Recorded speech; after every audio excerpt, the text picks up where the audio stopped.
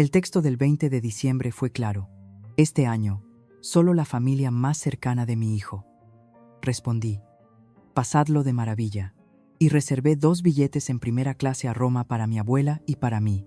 Cuando hicieron la videollamada en Nochebuena, la abuela simplemente sorbió su champán y usó AirPlay. El documento del fideicomiso familiar iluminó su televisor, mostrando a la nueva fideicomisaria. Mi nombre es Sofía García y tengo 33 años.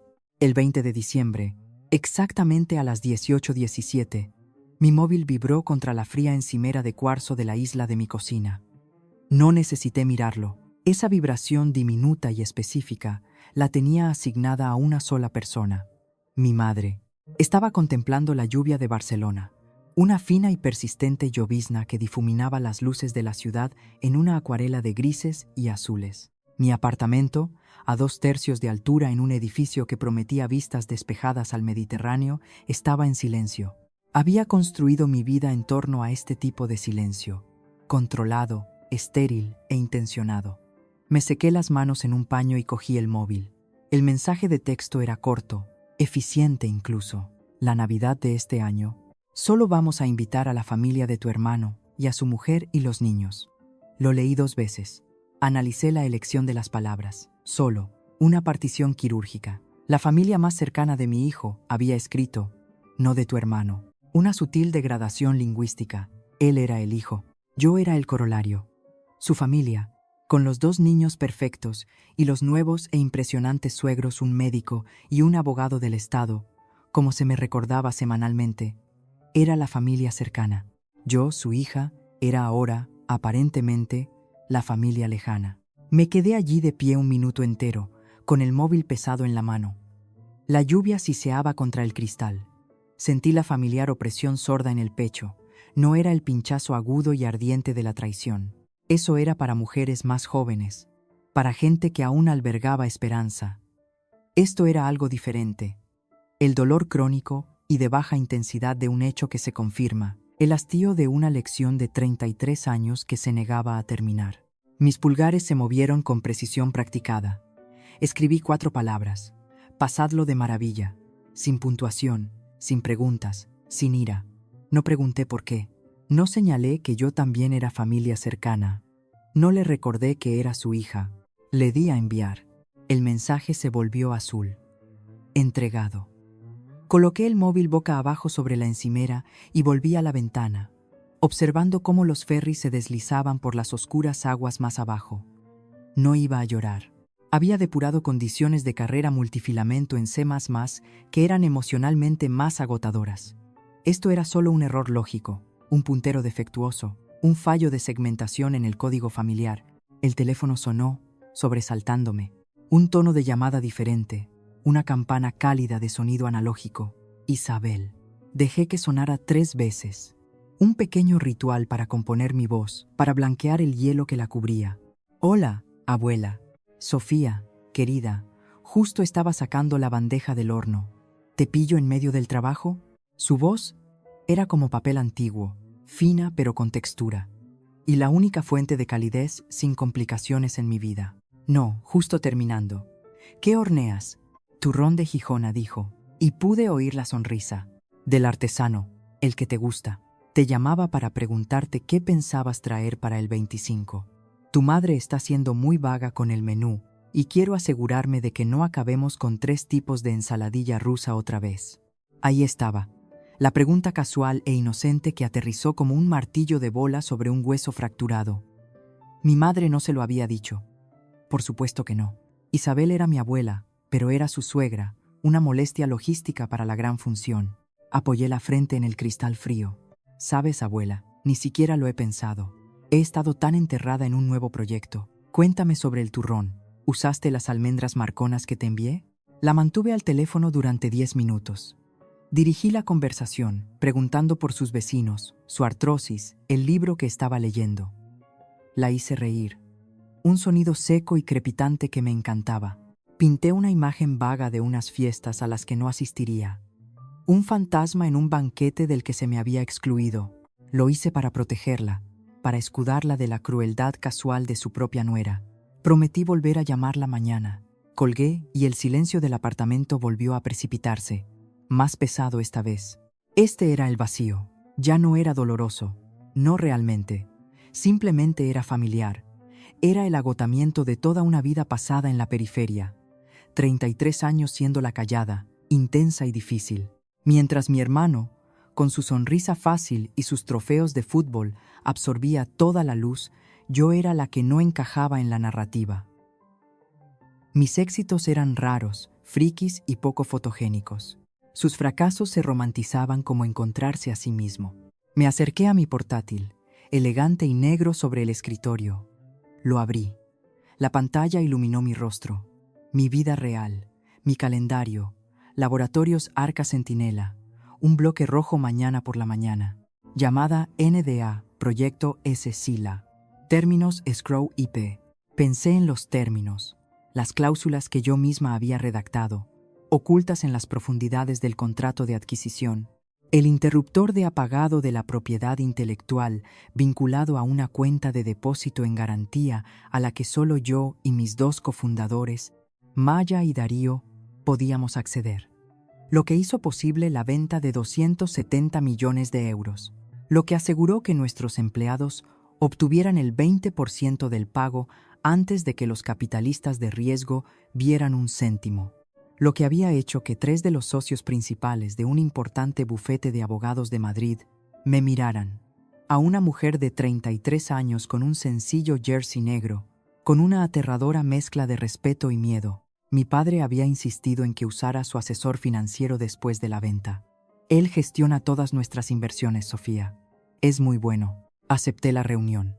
Escuché al hombre tratarme con condescendencia sobre fondos de inversión y luego, discretamente, moví todo mi patrimonio neto a un fideicomiso ciego gestionado por una mujer en Zúrich, cuyo nombre mi familia nunca había oído. Cerré el calendario y por algún instinto mórbido y autopunitivo, abrí las redes sociales, un grupo de chat familiar privado en el que claramente seguía por un descuido administrativo.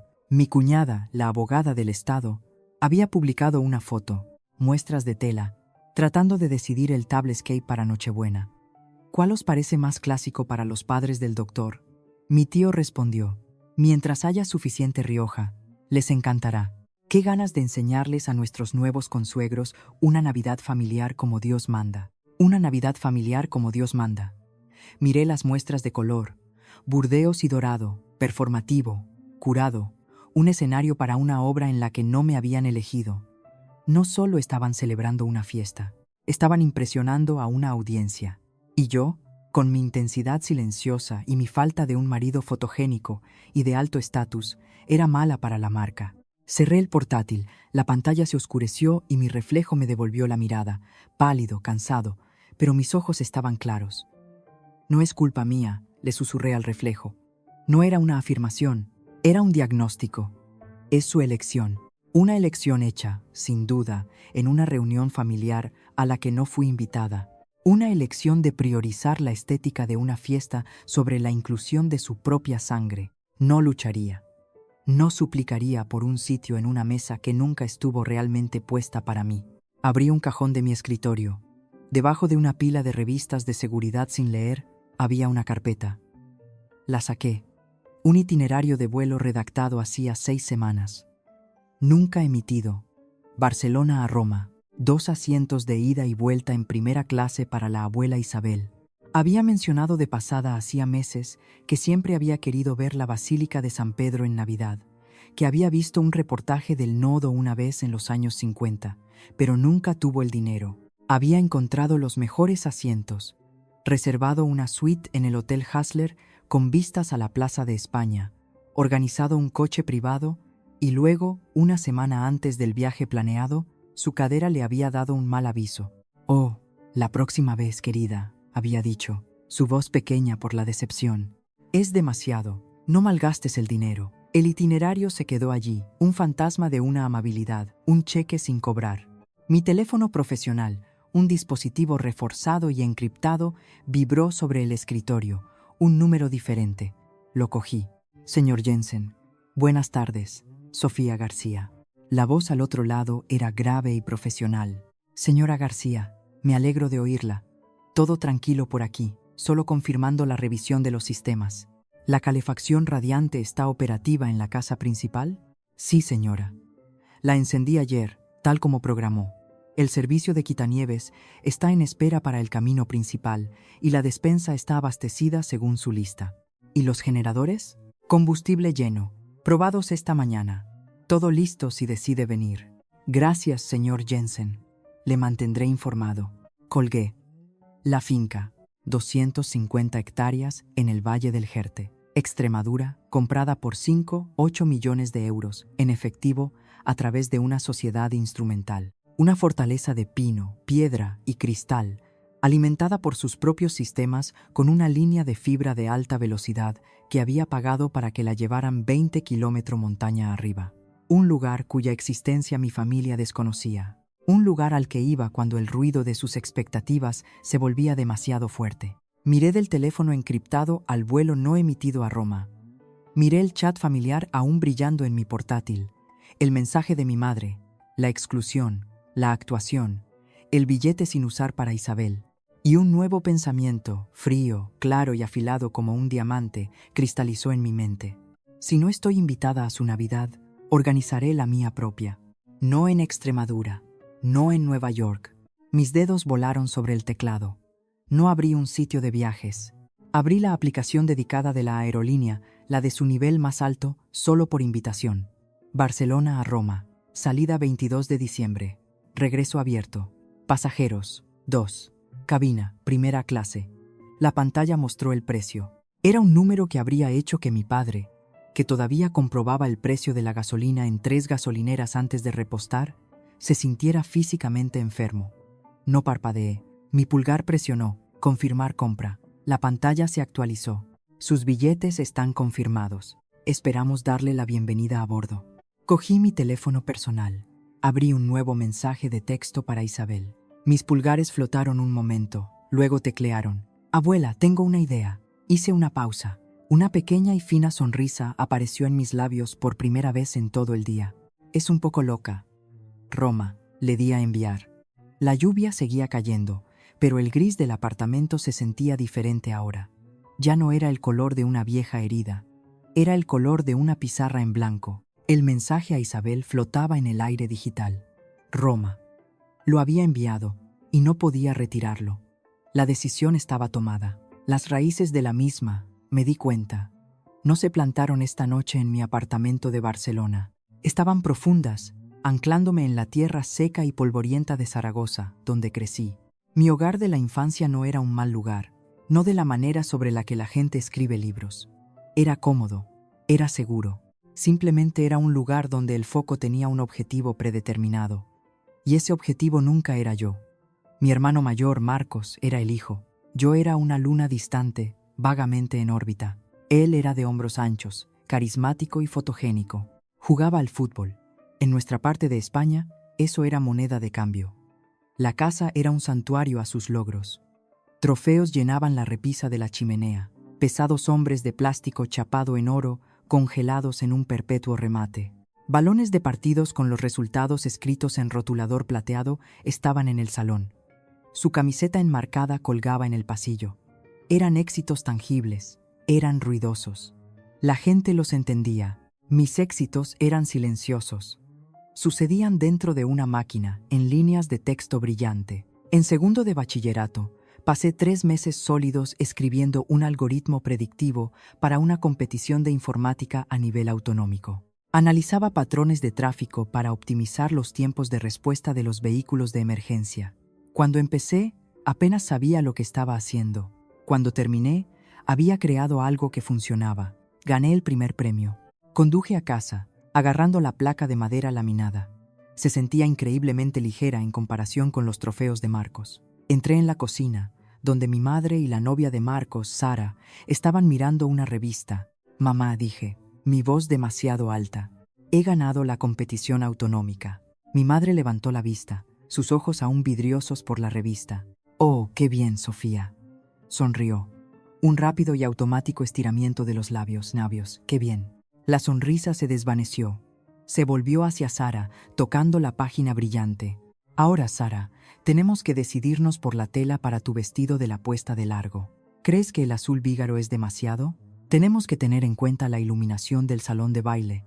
Me quedé allí un momento, sosteniendo la placa. El azul vígaro. Era muy importante. Fui a mi habitación, puse la placa en el cajón de mi escritorio y lo cerré.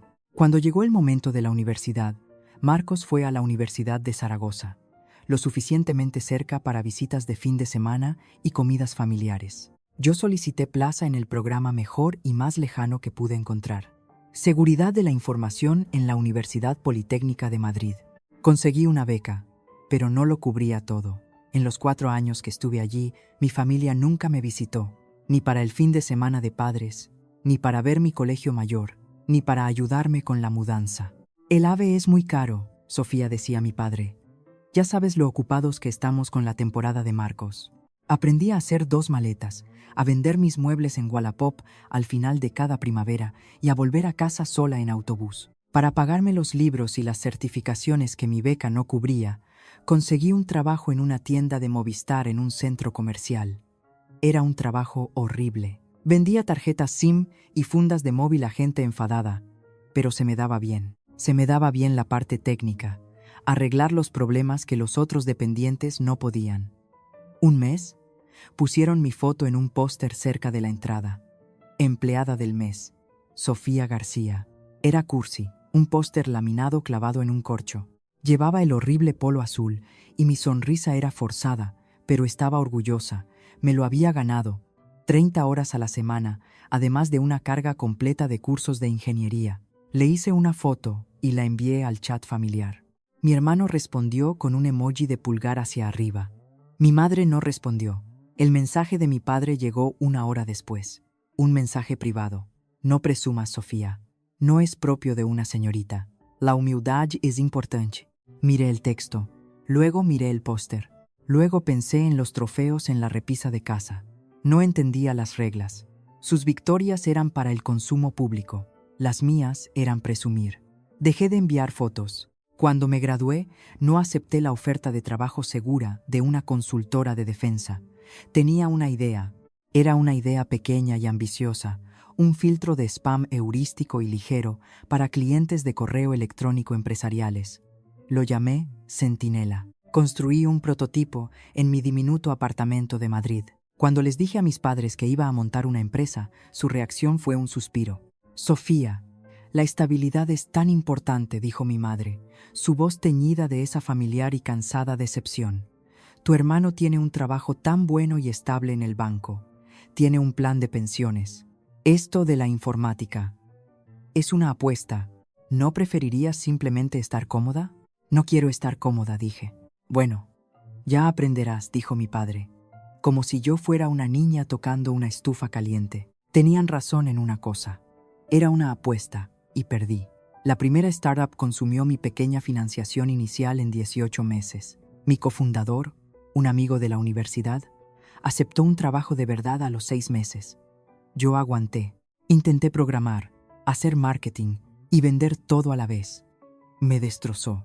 La empresa quebró, dejándome con nada más que una SL, sin valor, y 35.000 euros en deudas de tarjetas de crédito que había usado para pagar el espacio de los servidores. Volví a Cataluña, pero no podía soportar ir a Zaragoza.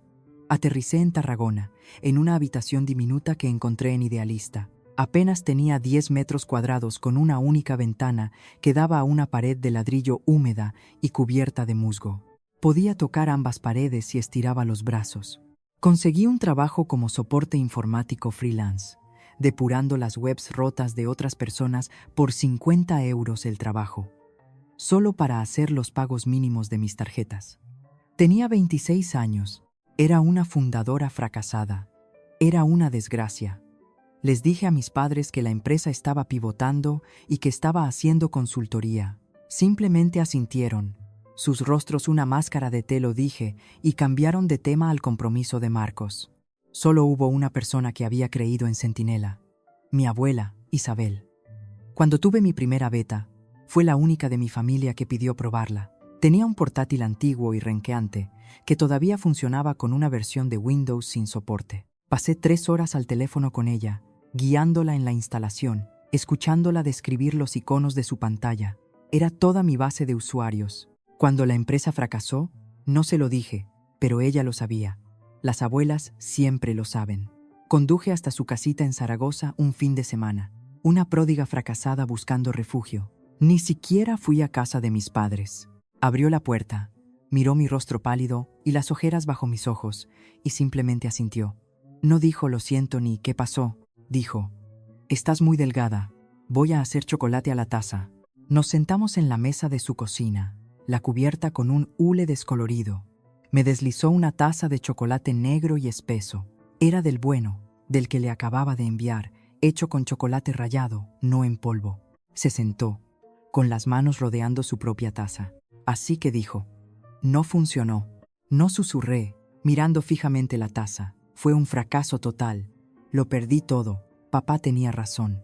Isabel bufó. Un sonido agudo y despectivo.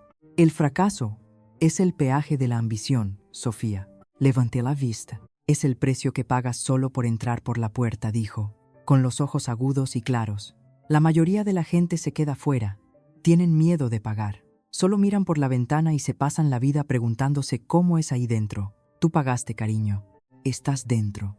No te atrevas a abandonar la cola ahora. Esa frase fue la viga de acero que se habían olvidado de poner en mi columna vertebral. Me bebí el chocolate. Conduje de vuelta a Tarragona. Empecé a trabajar. Mi familia, mientras tanto, redobló sus propias ambiciones. Su ambición era la normalidad. Era la perfecta, tradicional, y como Dios manda Navidad, era su actuación anual. Marcos era la estrella. Su mujer, Sara, era la actriz de reparto. Y yo era la tramoyista. Aprendí mi papel. Aprendí a llegar el día 24, sonreír y hacerme útil. Era la que lavaba la cristalería buena a mano. Era la que recogía los abrigos. Era la que escuchaba las historias aburridas de mi tío, asintiendo con un interés performativo. Me hice pequeña, silenciosa y servicial. Aprendí a fundirme con el fondo, a convertirme en el papel pintado de color neutro contra el que sus fiestas pudieran brillar. Pero mientras lavaba sus platos, estaba construyendo mi fortaleza. Mantuve mi diminuta y húmeda habitación en Tarragona. Hacía los trabajos de informática durante el día. Por la noche, me enseñaba a mí misma. No estudié desarrollo de aplicaciones. Fui a lo más oscuro. Descargué máquinas virtuales. Estudié ingeniería inversa. Aprendí respuesta a incidentes. Desmonté malware byte a byte para ver cómo funcionaba. Aprendí cómo pensaban los hackers, cómo se movían por un sistema, cómo rompían las cosas. No dormía, solo aprendía. En las raras ocasiones en que mi familia preguntaba por mi trabajo de informática, era solo para medirme. ¿Estás ganando buen dinero ahora, Sofía?, preguntaba mi padre. ¿Es tanto como el bonus de Marcos? Yo simplemente sonreía y decía, me va bien, papá. Aprendí una lección muy importante en esos años. El amor, descubrí, no tiene un indicador clave de rendimiento. No puedes cuantificarlo, no puedes forzarlo. No puedes ganártelo siendo buena, o inteligente, o exitosa. O se da o no se da. Pero el respeto es diferente. El respeto es una transacción, y a veces la única manera de ganártelo es demostrando inequívocamente que no lo necesitas. Mi valor, aprendí, no estaba en mi presencia, estaba en mi ausencia, estaba en mi silencio. Miré el mensaje de texto que acababa de enviar a Isabel. Roma. No solo le estaba ofreciendo un viaje, estaba cobrando mis fichas. Había terminado de pagar el peaje. Estaba a punto de comprar el club. Laboratorios Arca Centinela no nació en una incubadora de startups con paredes de pizarra blanca y kombucha de barril. Nació en un garaje alquilado en Tarragona, del tipo con una puerta metálica que traqueteaba y un suelo de hormigón tan frío que se colaba por las suelas de tus zapatos. Esta vez no estaba sola. Había aprendido de Centinela. No puedes construir una fortaleza por ti misma. Tenía a Maya y tenía a Darío. Maya era la ley. Había dejado una posición de asociada junior en un bufete de Barcelona, afirmando que estaba cansada de defender a los dragones y que quería construir el castillo. Era aguda, precisa, y veía los contratos como yo veía el código, como un sistema de instrucciones que podía ser explotado o fortificado. Darío era investigación y desarrollo. Era un hombre tranquilo y brillante que había pasado 5 años en defensa de redes. No solo entendía los sistemas, los sentía. Podía detectar a un actor malicioso por el ritmo de sus peticiones de paquetes. Yo era la arquitecta, la que construyó el motor y trazó la estrategia. Nuestro producto nació de mi tiempo en la oscuridad. Lo llamamos la caja negra. Las empresas se estaban desarrollando más rápido de lo que podían asegurarse, desplegando código una docena de veces al día en sus pipelines de CI/CD. Estaban dejando puertas digitales abiertas de par en par, claves de API filtradas, credenciales no seguras en repositorios de código públicos, comportamientos anómalos en sus cadenas de construcción. Construimos una herramienta que actuaba como una grabadora de vuelo para todo su proceso de desarrollo. No solo buscaba vulnerabilidades conocidas, aprendía el comportamiento único de su sistema, creaba una línea base de lo normal, y en el instante, en el mismo microsegundo en que un desarrollador o un proceso actuaba de forma anómala, la caja negra lo marcaba, lo aislaba y hacía sonar la alarma. Los primeros 6 meses fueron brutales. Teníamos un puñado de pequeñas empresas como clientes, probadores beta que nos pagaban céntimos. El dinero era inexistente. Mis ahorros de los trabajos de soporte informático se evaporaron. Luego mis ahorros personales. Vendí mi coche, un viejo sedán, por dinero en efectivo, y empecé a coger el autobús. Mi dieta se convirtió en una rotación de paquetes de fideos instantáneos, de los que costaban 20 céntimos cada uno. La duda era un peso físico. Me sentaba en ese garaje frío, con los dedos entumecidos, pensando en el estable plan de pensiones de mi hermano. Entonces llegó la llamada. Eran las 2:45 de la madrugada de un martes.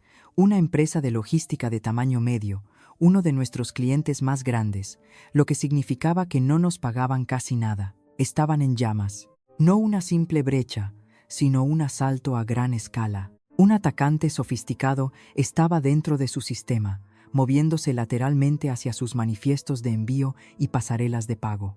Su CISO estaba en pánico. «Estamos a oscuras», gritó por teléfono. «No podemos verlo, no podemos detenerlo, y está cifrando todo». Darío ya estaba tecleando. «Es bueno», murmuró Darío, sus ojos escaneando los registros. «No está usando un script, está pensando». Maya estaba al teléfono con su equipo legal, obteniendo autorización de emergencia. Yo solo programaba. Encontré el punto de entrada, una credencial de desarrollador comprometida, tal como nuestra tesis predecía. Pero el atacante ya lo había superado, usando un exploit de día cero que nunca habíamos visto. No podíamos echarlo, así que construimos una caja a su alrededor. Durante 72 horas, no dormimos, los tres, en ese garaje, alimentados por café de gasolinera. Reruteamos manualmente toda su red, segmento por segmento, a través de nuestro prototipo de caja negra. No solo observamos al atacante, lo perfilamos, aprendimos sus hábitos, anticipamos su siguiente movimiento y aislamos esa parte del sistema segundos antes de que llegara. Mantuvimos la empresa en funcionamiento, mantuvimos la línea. Al tercer día, el atacante, al darse cuenta de que estaba atrapado en un laberinto de nuestra creación, simplemente se rindió y se desconectó. El sistema estaba limpio. Una semana después, el director de seguridad de la información de la empresa de logística voló a Tarragona. Era un hombre alto, con un traje caro. Se plantó en nuestro garaje, miró el cableado expuesto, los vasos de fideos vacíos, y a nosotros tres, que parecíamos supervivientes de un accidente aéreo. No dijo gracias. Simplemente señaló nuestro prototipo. Eso fue una prueba de concepto. Voy a firmar un contrato. El primer contrato anual fue de 2 millones de euros. Nos mudamos del garaje a una oficina de verdad, un pequeño espacio con calefacción real. Contratamos a nuestros 3 primeros ingenieros. Lo primero que hice, antes incluso de ingresar el cheque, fue llevar a Maya a una sala. Quiero estructurar la tabla de capitalización, dije. Pero quiero algo no estándar. ¿Qué?, preguntó ella. Si alguna vez nos adquieren, quiero que se pague primero a los empleados. No a nosotros, no a los inversores, a los empleados. Maya arqueó una ceja. Así no es como funciona esto, Sofía. Haz que funcione, dije. El 20% de cualquier venta, de la parte superior, va a un fondo laboral gestionado por los empleados. Acciones prioritarias. Blindado. Ella sonrió. Lo redactaré. Crecimos. Construimos un honeypot, un sistema falso diseñado para atraer a los atacantes. 6 meses después, uno picó el anzuelo. No era un script kiddie, era un grupo sofisticado. Darío captó la firma. «Esto es nuevo», dijo, su voz tranquila, con una especie de excitación aterradora. «Nos están poniendo a prueba». Esa noche, Darío hizo ingeniería inversa de su malware. Yo escribí el parche para neutralizarlo, y Maya pasó la noche redactando una detallada denuncia legal, incluyendo un análisis forense del vector de ataque, que entregó al proveedor de hosting del grupo y a la Brigada Central de Investigación Tecnológica de la Policía Nacional al amanecer. Ya no éramos solo un producto, éramos una operación de seguridad. Año 2, llegaron los fondos de inversión en infraestructuras. Vieron nuestra lista de clientes, vieron nuestro historial de defensa. Aceptamos una ronda de Serie A. La negociación fue brutal. Querían el control. Querían que la propiedad intelectual principal se transfiriera a su sociedad holding. Recordé mi primer fracaso, mi primera empresa. No dije en la gran sala de juntas de cristal. Maya intervino. Lo que podemos ofrecer, dijo, es un compromiso. El compromiso era el anexo 14, una cláusula que yo misma había escrito. Establecía que la propiedad intelectual principal, el algoritmo de la caja negra, se mantendría en un depósito de garantía de terceros. No podía ser transferida, vendida o modificada sin un voto unánime de los fundadores. Efectivamente, me daba un derecho de veto. Se resistieron. Amenazamos con irnos. Firmaron. Con mi parte de esa financiación, hice algo que mi familia nunca entendería. No compré un Tesla. No compré un ático frente al mar. Creé un nuevo fideicomiso ciego, y a través de él, compré discretamente 250 hectáreas de tierra en el Valle del Jerte por 8 millones de euros. Era una finca con una casa sencilla, su propio pozo, paneles solares y un generador. Era mi fortaleza, un lugar donde podía desaparecer. Mi nombre no figuraba en ninguna escritura. Mi familia pensaba que todavía era solo una consultora que ganaba buen dinero. Año 4.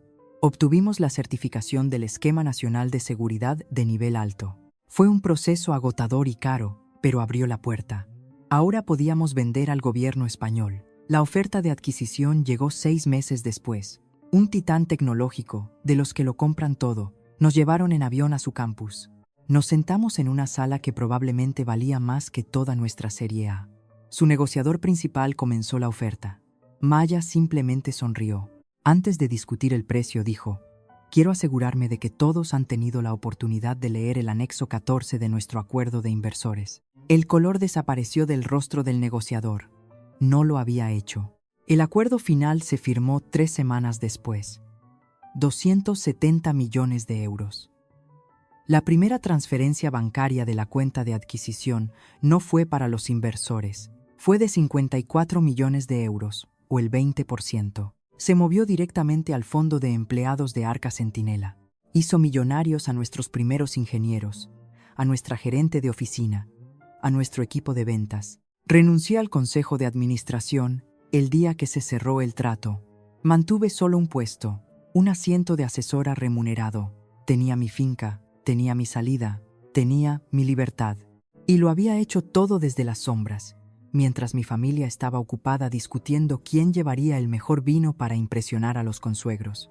El mensaje de texto, pasadlo de maravilla, seguía marcado como entregado. No había sido leído. Mi madre, lo sabía, lo estaba dejando reposar. Me estaba dejando reposar a mí. Estaba esperando la inevitable continuación, el porqué, los sentimientos heridos. La llamada em lá que O seria la emocional Y, ela seria la lógica Y tranquilizadora, explicando la difícil logística social de la temporada navideña. Le negué la oportunidad. Continué con mi tarde. Me preparé una taza de té. Leí 3 informes técnicos sobre nuevas vulnerabilidades de cifrado. No volví a mirar mi móvil. El siguiente mensaje de texto llegó, como sabía que lo haría, a la mañana siguiente. Era un ataque preventivo estratégico diseñado para gestionar mi reacción. Sofía, espero que lo entiendas. Es que sería menos incómodo para Marcos organizar a todos con sus nuevos suegros, el médico y el abogado del estado. Es mucha presión para Sara. Queríamos hacérselo más fácil, menos incómodo. Miré las palabras. No era familia. Era una variable incómoda, una logística social demasiado complicada de resolver. Con esto podía trabajar.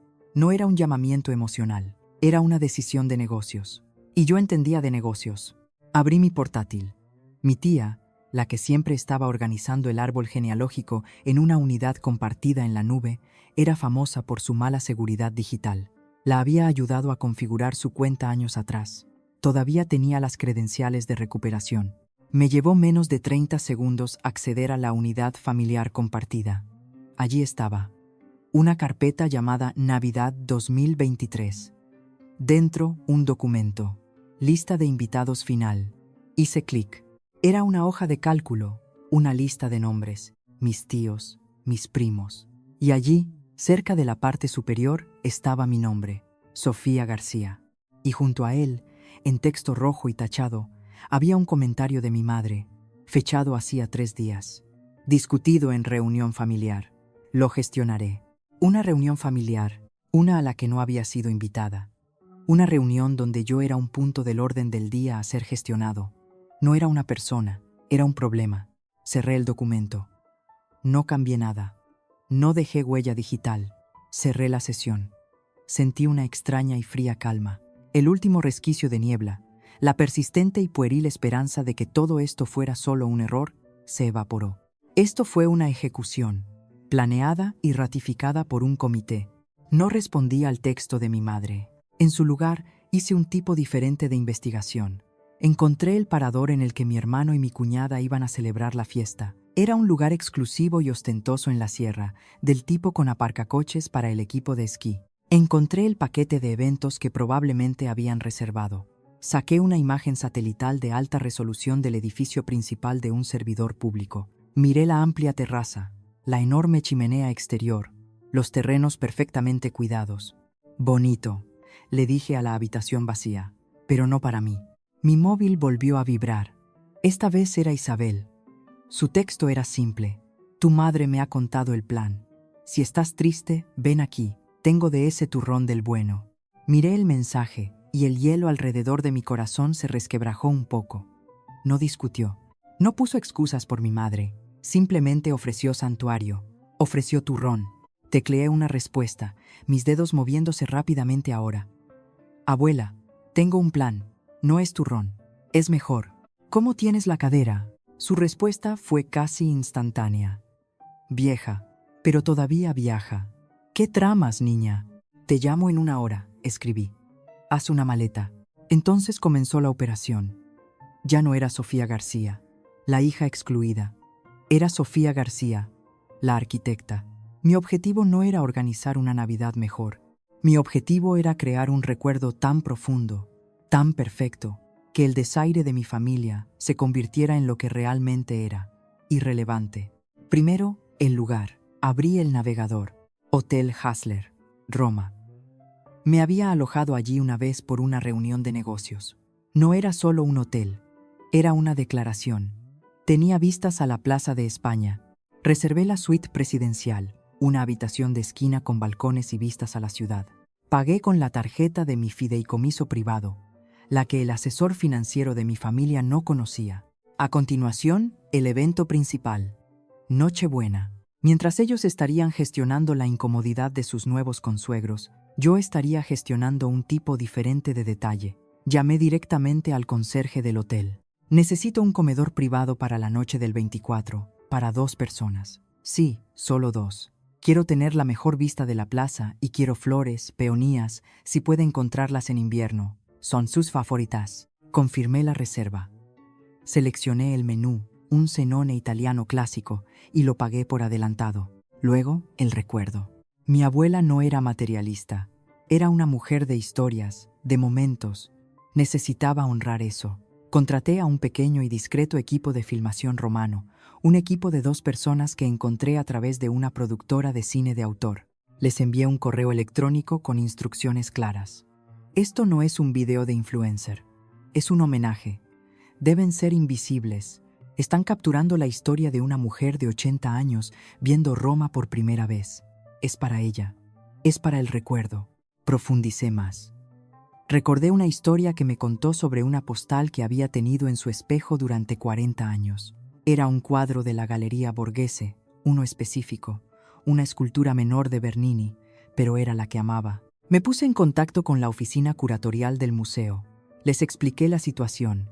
Hice una donación significativa a su fondo de educación artística. A cambio, acordaron una visita privada fuera de horario para la señora Isabel el día 23.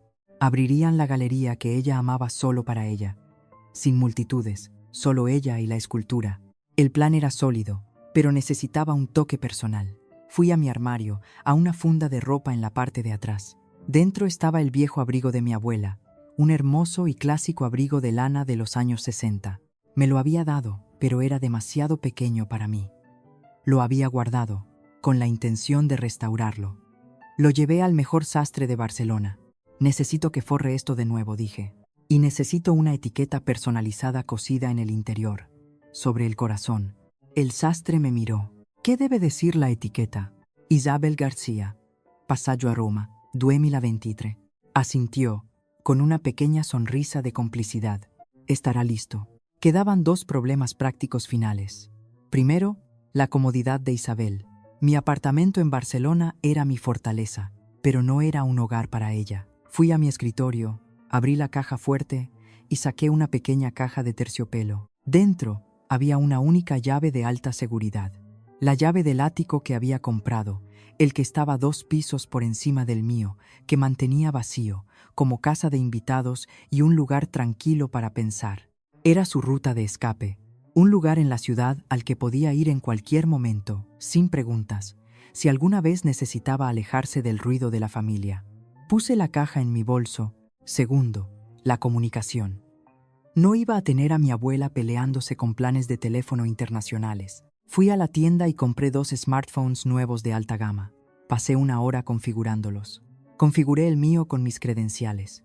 Para el suyo, simplifiqué la interfaz. Eliminé todas las aplicaciones excepto fotos, el tiempo y un único botón grande en la pantalla de inicio. Una foto de mi cara. Lo programé. Un toque, le diría. Eso es todo lo que tienes que hacer para llamarme, en cualquier parte del mundo. Activé un plan de roaming global ilimitado en ambos dispositivos. Mi último acto de preparación fue un correo electrónico. Recopilé todo el itinerario: vuelos, hotel, horarios de visitas, reservas de cena. Adjunté su información médica y su farmacia preferida. Se lo envié a su médico de cabecera en Zaragoza. Asunto: autorización médica para viaje internacional. I. García. Le expuse el plan, el mínimo esfuerzo físico requerido, la comodidad y el cuidado que había organizado. Le pedí que confirmara sus recetas y que le diera el visto bueno para viajar. Me recliné. Mi calendario estaba lleno, mis finanzas estaban desplegadas, mi logística estaba cerrada. Pensé en la reunión familiar, el tachado rojo en mi nombre, el texto sobre la incomodidad. No enviaría ni un solo texto de enfado. No haría ni una sola llamada. No discutiría, ni me defendería, ni pediría una disculpa. Simplemente crearía un recuerdo tan brillante y tan hermoso que proyectaría su mezquina y curada Navidad a una sombra permanente. Mi silencio sería más fuerte que cualquier argumento que pudiera esgrimir. Conduje a Zaragoza en un sedán negro de alquiler, del tipo que pasa desapercibido. No fui a casa de mis padres. Fui directamente a la de Isabel. Estaba esperando en el porche, llevando su viejo abrigo de lana y un pequeño bolso de tapiz con un cierre de latón desgastado. Era el mismo bolso que había llevado a mi graduación de bachillerato. «Llegas tarde», niña dijo, sus ojos chispeantes. «Lo sé, abuela. El tráfico». «No hay tráfico en Zaragoza», resopló. Pero me dejó tomarla del brazo y guiarla hasta el coche. El aeropuerto de Barcelona, el Prat, el 22 de diciembre, era una constelación frenética de luces y estrés. La gente corría con maletas sobrecargadas, gritando a los niños, sus rostros tensos por la ansiedad de los viajes navideños. Nosotros nos saltamos todo eso. Guié a Isabel a la facturación dedicada de primera clase. No había cola. Una mujer con un uniforme impecable nos sonrió. «Buenas noches». ¿A dónde volamos esta noche? A Roma, dije, colocando nuestros pasaportes en el mostrador. La mujer miró nuestros billetes, luego a Isabel, que estaba allí de pie, agarrando su viejo bolso. La sonrisa profesional de la mujer se suavizó en algo genuino. Señora, le dijo a Isabel, la sala VIP está justo después del control de seguridad. Permítame conseguirle un acompañante en silla de ruedas para que no tenga que caminar. Oh, puedo caminar, empezó Isabel. Insisto, dijo la mujer amablemente. Es parte del servicio. En el avión, el cubículo era más grande que mi primer apartamento en Tarragona. Isabel pasó la mano por la suave y curvada carcasa. Un auxiliar de vuelo apareció al instante, ofreciendo cava. Isabel, que normalmente solo bebía un pequeño jerez en Navidad, aceptó la copa. Se acomodó en el asiento, que ya se estaba desplegando en una cama plana. Miró por encima de la partición hacia mí, su rostro una mezcla de asombro y profunda sospecha. Sofía, ¿estás segura de esto? Esto es demasiado. ¿Cuánto ha costado? Me incliné por el pasillo. Abuela, no importa cuánto ha costado. Es solo dinero. Solo te estoy llevando al lugar al que siempre soñaste ir, el lugar que tenías en esa postal. Sus ojos se humedecieron por un segundo. El Bernini susurró. Apolo y Dafne. Tomó un sorbo de cava. Bueno, de acuerdo entonces. Aterrizamos en Fiumicino al amanecer. El aire era frío y cortante. Al salir de la línea de aduanas privada, un hombre con un traje oscuro estaba esperando. No sostenía un cartel genérico de García. Sostenía una tabla de madera pulida, elegantemente rotulada. Señora Isabel. Isabel lo vio y se llevó la mano al pecho. Nunca en toda su vida había sido la señora Isabel. Había sido Isa, o la señora, García, o mamá, o abuela. El hombre se inclinó ligeramente, tomó su pequeño bolso y nos condujo a un Mercedes negro. El Hotel Hasler. El vestíbulo de mármol olía ligeramente a lirios y a cera del viejo mundo. No nos pidieron que esperáramos en un mostrador. El director nos recibió en la puerta. Señora García, Signora García, bienvenidas. Su suite está lista. Subimos en un ascensor forrado de terciopelo. Abrió las puertas dobles de la suite presidencial, y lo primero que vimos fue la luz. Era una pálida luz matutina romana que inundaba la estancia a través de 3 juegos de puertas francesas que iban del suelo al techo, y más allá de ellas, la vista, la plaza de España extendiéndose abajo, la escalinata, las fuentes y a lo lejos, enmarcada perfectamente por los tejados, la cúpula de San Pedro. Isabel caminó como en trance, pasando junto a las peonías que había encargado, que estaban sobre una chimenea de mármol. Pasó junto al salón, junto a la cama king size. Fue directamente al balcón central, abrió las puertas y salió. La ciudad se estaba despertando. El sonido del tráfico era un zumbido distante y civilizado. Colocó sus manos curtidas en la fría balaustrada de piedra. Simplemente miró. No dijo nada durante mucho tiempo. Luego, un único y satisfecho suspiro. Bueno, le dijo a la ciudad. Por fin. Esa tarde, después de que ella hubiera dormido una siesta en sábanas que, según afirmó, estaban hechas de nubes, paseamos. Dejé que ella marcara el ritmo. Bajamos al río y caminamos lentamente por el Ponte Sant'Angelo. El puente estaba absurdamente ornamentado, todo estatuas y ángeles barrocos. Se detuvo en el medio, apoyándose en la barandilla para mirar el Tíber. «Sabes», dijo, sin mirarme, «cuando tenía 22 años, trabajaba en una pastelería en Zaragoza. Me levantaba a las 4 todas las mañanas. Ahorraba cada propina, cada una. Tenía un bote y le puse una foto de esta ciudad. Se rió. Un sonido seco y pequeño. Quería venir aquí. Ahorré durante 2 años. Tenía casi suficiente para el billete de tren. No de avión, de tren. ¿Qué pasó?, pregunté. Oh, dijo, agitando una mano. La vida. El padre de tu abuelo se puso enfermo. La finca necesitaba ayuda. El dinero se fue en el motor de un tractor y así, sin más, se esfumó. No tiene segundas oportunidades a los 22. La tomé del brazo. A veces, simplemente las tienes a los 80. La llevé de compras. No a las grandes e intimidantes tiendas insignia de la Vía Condotti. La llevé a una pequeña y tranquila boutique en el Trastevere. Conocía a la dueña, una mujer elegante de unos 60 años que vio a Isabel y comprendió de inmediato. No intentó venderle algo de moda. Sacó un sencillo y hermoso vestido de lana gris suave y un chal de cachemira a juego. Isabel se lo probó. Era perfecto, excepto que el hombro le quedaba un poco rígido. La dueña llamó a un sastre que trabajaba en la trastienda. Echó un vistazo, asintió y volvió en 10 minutos, la costura del hombro ajustada perfectamente, asentándose cálidamente en su figura. Isabel se miró en el espejo. No parecía una turista, parecía que pertenecía a ese lugar. Esa noche, la del 23, era para el museo. Las salas principales de la Galería Borghese estaban oscuras y silenciosas. Un único curador nos recibió en una entrada lateral. Caminamos sobre los suelos de mármol, nuestros pasos resonando en la vasta y vacía villa. Nos condujo a la sala de Bernini. Estaba acordonada, pero desenganchó el cordón de terciopelo para nosotros. «Por favor», dijo, «tómense su tiempo». Isabel la encontró al instante. La postal. La escultura que había mirado durante 40 años.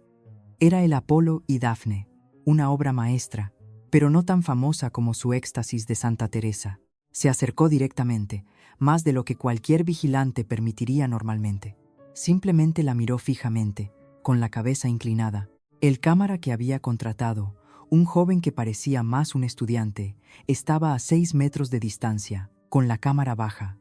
No estaba filmando a Isabel, estaba filmando la escultura y luego haciendo una panorámica lenta hacia su rostro, capturando el reflejo del mármol en sus ojos. Ella extendió la mano, su dedo tembloroso, y rozó el borde de la pesada base. Una sola lágrima trazó la línea de su mejilla. No estaba triste. Eran las lágrimas de una deuda que se estaba pagando.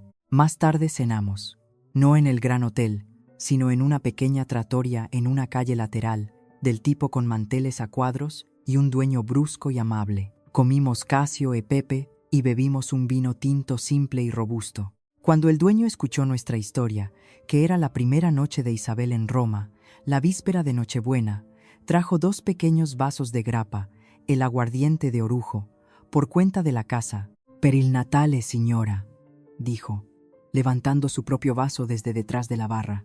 «Per Roma».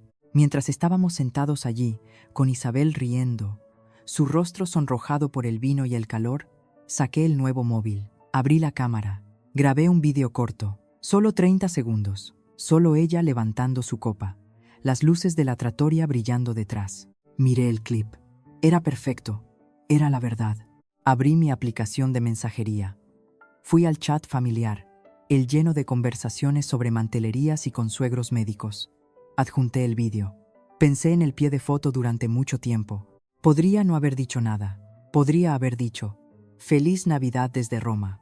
Pero no lo hice. Escribí una frase. Un brindis por la única persona que creyó en mí antes de que yo creyera en mí misma. Le di a enviar. Guardé mi móvil en el bolsillo. Tardó menos de 5 minutos. Mi móvil, el que estaba en mi bolsillo, comenzó a vibrar. No una vez, comenzó a pulsar. Un zumbido incesante y frenético. Mensajes, textos, llamadas perdidas. Los ignoré. «¿Qué es todo eso, querida?», preguntó Isabel, terminando su grappa. Saqué el móvil. La pantalla de bloqueo era una cascada de notificaciones. Mi madre, mi padre, mi hermano, mis tías. «¿Dónde estáis? ¿Qué es esto? Te has llevado a la abuela a Roma. Llámame ahora mismo». ¿Por qué harías algo así? Mi primo, el que vivía en las redes sociales, había hecho una captura de pantalla del video y la había publicado en su historia pública de Instagram. La mecha se había encendido, el fuego se estaba extendiendo. Miré el caos en mi pantalla. Luego miré a Isabel, que estaba pidiendo la cuenta. Silencié el móvil. «No es nada, abuela», dije. «Solo trabajo». Le mostré el botón de llamada de un solo toque que había hecho para ella. «Este es tu nuevo móvil. Si me necesitas, solo tienes que pulsar mi cara». Miró el móvil, luego mi dispositivo vibrante y frenético. «Están aburridos», Sofía dijo, encogiéndose de hombros y poniéndose su nuevo abrigo, el de la etiqueta oculta. «No tienen nada mejor que hacer. Paga al hombre. Tenemos un horario que cumplir». El paseo de vuelta al hotel fue tranquilo. El calor de la trattoria se desvaneció, reemplazado por el aire fresco y cortante de la noche romana. El brazo de Isabel estaba enlazado con el mío. No preguntó por el móvil y yo no ofrecí una explicación. Dentro de la suite, la iluminación suave y la vista de la ciudad iluminada se sentían como un santuario, pero el móvil sobre la mesa era una granada parpadeante. Me senté en el sofá. Isabel fue al balcón, mirando la ciudad. «Es preciosa de noche», dijo, su voz tranquila. «Todas esas luces». Cogí el móvil. 22 llamadas perdidas. 47 mensajes de texto. Abrí el primero. «Mi madre.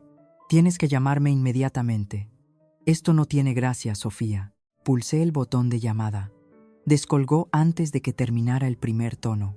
«¿Qué crees que estás haciendo?». Su voz no era de preocupación. Era aguda, fría y vibraba de rabia. «Buenas noches, mamá. Justo volvíamos al hotel. No me vengas con buenas noches. Te has llevado a tu abuela fuera del país sin decírselo a nadie. ¿Estás haciendo esto solo para fastidiarme, para hacernos quedar mal?». Miré a Isabel, que seguía observando pacíficamente el tráfico que rodeaba la plaza. Me volví, bajando la voz. «Estoy con la persona que me invitó, mamá. Fuiste muy clara con tu lista de invitados. Simplemente hice otros planes». «Tú», farfulló. Oí la voz de mi padre de fondo. «Dame el teléfono, Carmen». Su voz retumbó en la línea. «Sofía, ¿qué es esto? La Navidad es para la familia, es para estar juntos. No te vas corriendo a Europa con tu abuela. Estar juntos no empieza por desinvitar a alguien por un mensaje de texto, papá». «Eso fue un malentendido», gritó. «Tu madre solo intentaba gestionar lo de los consuegros. Es complicado». «A mí no me pareció complicado», dije, mi voz plana y fría. La lista de invitados era muy clara. Mi nombre tenía una línea roja encima. «Lo gestionaré». «Lo gestionasteis. Ahora yo estoy gestionando mis propias fiestas». Hubo un silencio atónito al otro lado. No sabía que lo había visto. «¿Cómo?». «Ese no es el punto. El punto es que estás siendo divisiva y cruel, y estás disgustando a tu abuela». «A mí me parece que está bien», dije. «Está en el balcón disfrutando de la vista de la Plaza de España. Pero gracias por tu preocupación. Tengo que irme». «No me vas a colgar». Pulsé el icono rojo. Terminé la llamada. El silencio que siguió fue pesado. Mi móvil vibró de inmediato otra vez. «Mi madre». Rechacé la llamada. Vibró de nuevo. Un mensaje de texto de un número que reconocía pero que rara vez usaba. Mi cuñada, Sara, la abogada del Estado. Su texto era diferente. «Sofía, no tenía ni idea de que fueras tan rica. Mis padres están haciendo preguntas. Esto es muy incómodo». Miré el mensaje. Este era el verdadero problema. No la felicidad de mi abuela, no la familia fracturada. La función había sido interrumpida. Los nuevos consuegros, el médico y la abogada del Estado, estaban confundidos. La narrativa del hijo humilde y exitoso y la hija difícil y solterona se estaba desmoronando. Escribí una respuesta. «No tenías por qué saberlo». Puse el móvil en modo no molestar. Un nuevo mensaje se coló por el filtro. «Mi hermano Marcos». No era texto, era una foto.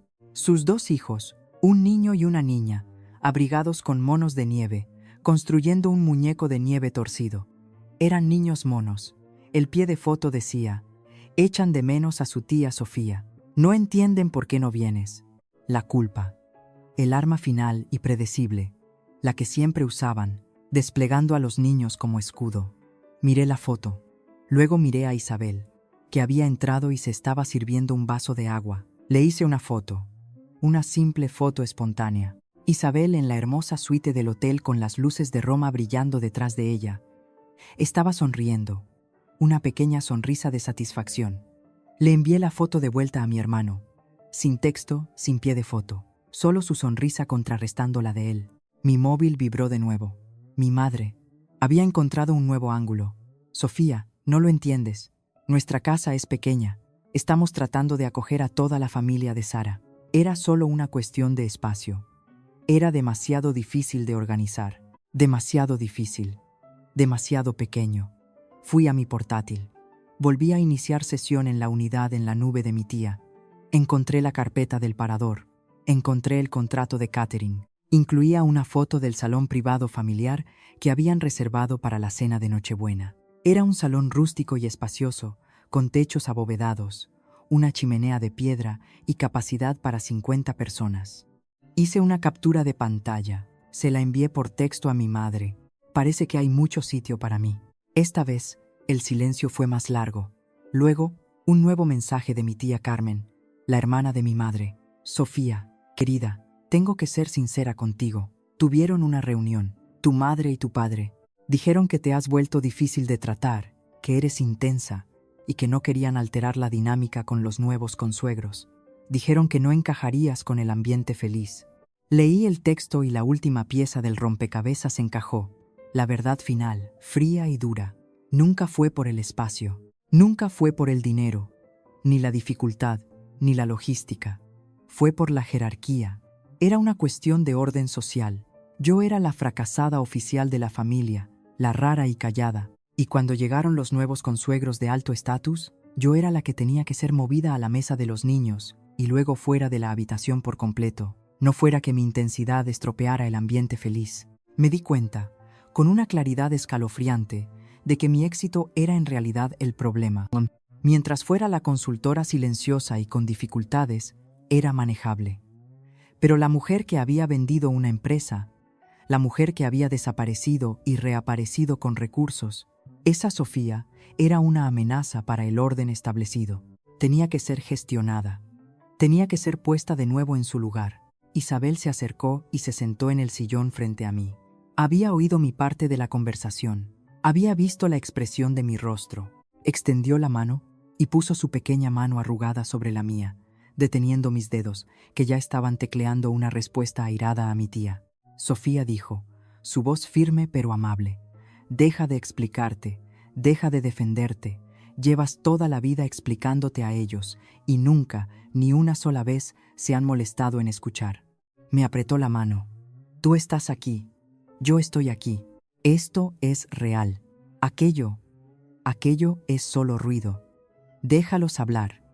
Tú y yo tenemos un horario. Ahora vive. Respiré hondo. Lo solté. Puse el móvil boca abajo sobre la mesa. Tenía razón. Fui a mi portátil para comprobar los detalles de Nochebuena. Un correo electrónico esperaba en mi bandeja de entrada segura, la que usaba para asuntos legales y financieros. No era de mi familia, era del señor Herrero, el asesor del fideicomiso familiar García, el fideicomiso que mi abuelo había establecido y del cual Isabel era la única fideicomisaria restante. El correo electrónico estaba marcado como urgente. Sra. García, me pongo en contacto con usted a petición de su abuela. Hemos hablado esta tarde. Ha decidido hacer una actualización significativa en los artículos del fideicomiso, específicamente en lo que respecta a la línea de sucesión de su cargo de fideicomisaria. La ha nombrado a usted como única sucesora y futura ejecutora. Este es un cambio sustancial con respecto a los documentos anteriores, que nombraban a su padre y a su tío. Fue muy específica sobre los cambios. También quiere reestructurar las directivas benéficas del fideicomiso. Me pidió que me pusiera en contacto con usted para facilitar esto. Mencionó que estaba en Roma. Puedo organizar que un notario y un asesor legal se reúnan con usted allí mañana. Si está de acuerdo, por favor, avíseme. Leí el correo electrónico 2 veces. Miré a Isabel. Me estaba observando, con los ojos agudos. Lo sabía. Abuela, ¿estás segura? Es mi dinero, Sofía dijo simplemente. Bueno, era de tu abuelo y de su padre. Estaba destinado a construir cosas. Estaba destinado a ayudar. No estaba destinado a ser un fondo para impresionar a médicos y abogados del Estado. Esto será una guerra, dije. Siempre ha sido una guerra, niña, dijo. Solo que tú has sido la única desarmada. Ahora, sobre este dinero, es para ayudar a la gente. Gente como tú. Gente que paga el peaje. Es hora de ayudar a la gente que todavía está esperando en la cola. ¿Estás de acuerdo o no? Asentí lentamente. Estoy de acuerdo. Bien. Mi teléfono personal, el que había silenciado, se iluminó con un nuevo tipo de notificación. Una videollamada grupal. Mi madre estaba convocando a las tropas. Dejé que sonara. ¿No vas a contestar?, preguntó Isabel. ¿Para qué? Es solo más ruido. Contesta, dijo, con un nuevo tono de acero en su voz. Es la hora, pero lo haremos en mis términos. Toqué el botón de aceptar. La pantalla se llenó de sus rostros. todos apiñados en un sofá en el parador de la sierra. Mi madre, mi padre, mi hermano. Sus rostros eran tormentosos. Sofía, comenzó mi madre, su voz aguda. Tenemos que hablar de esto. Todo este malentendido tiene que aclararse ahora mismo. Simplemente la miré. Antes de que pudiera responder, Isabel se inclinó hacia el encuadre. Estaba sonriendo, una sonrisa de anfitriona educada y distante. Carmen, querida, dijo, su voz tan suave como el cristal. ¡Qué sorpresa! Justo nos preparábamos para ir a la cama. El rostro de mi madre se congeló. Mamá, ¿qué es? Sofía, ¿qué has hecho? Sofía ha tenido la amabilidad de invitarme, dijo Isabel, que es más de lo que puedo decir de algunos. Así que queréis aclarar las cosas. Maravilloso. Mañana por la noche cenaremos, en Nochebuena, en un salón privado. Todos sabéis dónde estamos. Venid si queréis, o no. Extendió la mano y, con un dedo perfectamente cuidado, terminó la llamada. El salón privado del Hotel Hassler era el escenario para un acto final.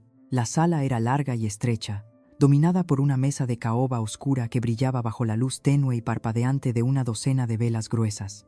El aire olía a cera vieja y al aroma agudo e imposible de las peonías de invierno que estaban dispuestas en bajos jarrones de cristal. En un rincón lejano, un cuarteto de cuerda tocaba un arreglo tranquilo y complejo de Noche de Paz. A través de los altos ventanales franceses, la Plaza de España resplandecía, un universo de luz alejado del mundo que habíamos dejado. Al fondo de la sala, sobre una chimenea de mármol, había una gran pantalla oscura. Actualmente estaba inactiva, mostrando solo 5 palabras elegantemente escritas. Isabel. Una noche en Roma.